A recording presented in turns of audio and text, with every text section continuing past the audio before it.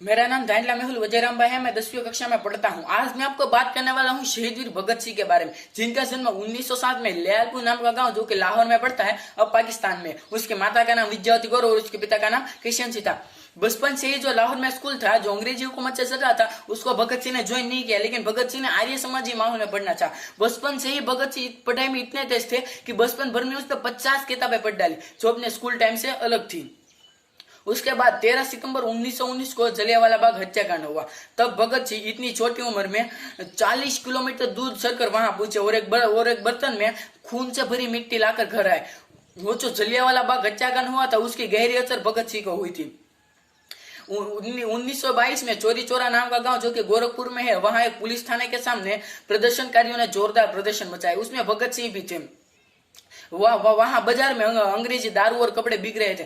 तब यहाँ चोर मचाया कि गोरे वापस जाओ और कपड़े और शराब की बिक्री बंद करो। तभी एक दरोगा साहब आए, उसने 2-4 गोलियां हवा में चलाई, लेकिन भीड़ नहीं मानी। उसने 2-4 गोलियां प्रदर्शनकारियों को ही मार दी। 2-3 प्रदर्शनकारियों की वहां ही मौत हो गई। लेकिन अब दरोगा साहब तैयार नहीं थे, क्योंकि उसके बंदूक की गोली खत्म हो गई थी। भीड़ और आग बंबूला हो गई। दरोगा साहब दौड़कर थाने में चले गए और भीड़ ने थाने में ही आग लगा दी। लगभग 17 जैसे पुलिसकर्मियों की थाने में ही मौत हो गई। इस बात से गांधी जी बहुत परेशान हो गए और उसने ये आंदोलन वापस ले लिया। लेकिन ये आंदोलन वापस ले लेने की वजह से भगत सिंह और उसके जैसे विचारधारा के लोग परेशान हो गए और 2 दल का निर्माण हुआ, नरम दल और गरम दल। और ये हथियारों की क्रांति बाद में आई। पहले भगत सिंह में विचारों की क्रांति है। उन दिनों भगत सिंह ने कॉलेज ज्वाइन किया। लाला लजपत राय की जो पंजाब में कॉलेज थी, जो कि पाकिस्तान में पढ़ती थी, उसको भगत सिंह ने ज्वाइन किया।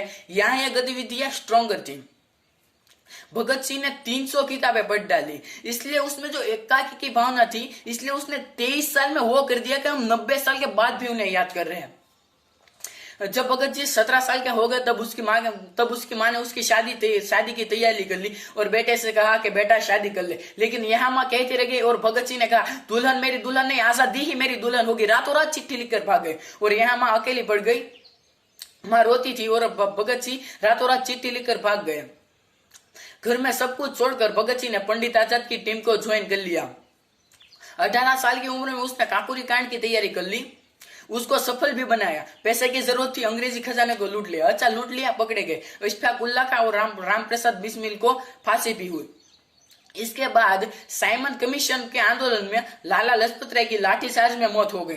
अब भगत सिंह बहुत गुस्से में थे। उसकी मौत का बदला लेने के लिए भगत सिंह ने अंग्रेजी अधिकारी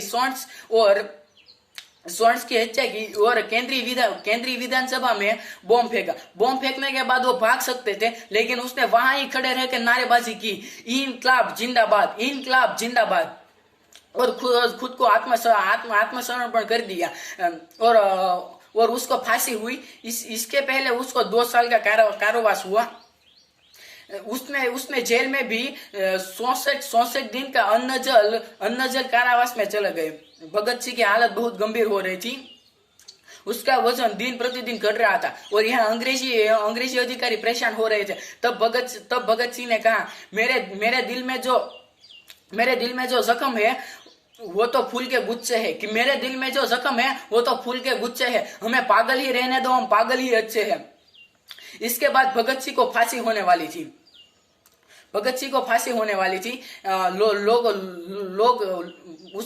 बाद भगत सिंह को फांसी होने वाली थी, लेकिन लोगों के दंगा फसाद के डर से भगत सिंह को रात को ही फांसी की सजा सुनाई गई। और रात को जब भगत सिंह को फांसी होने वाली थी, तब वो मुस्कुराकर फांसी के फंदे पर लटक गए। मुझे गर्व है कि मैं ऐसे देश में पैदा हुआ हूँ जहाँ भगत सिंह जैसे क्रांतिवीर थे। नमस्ते।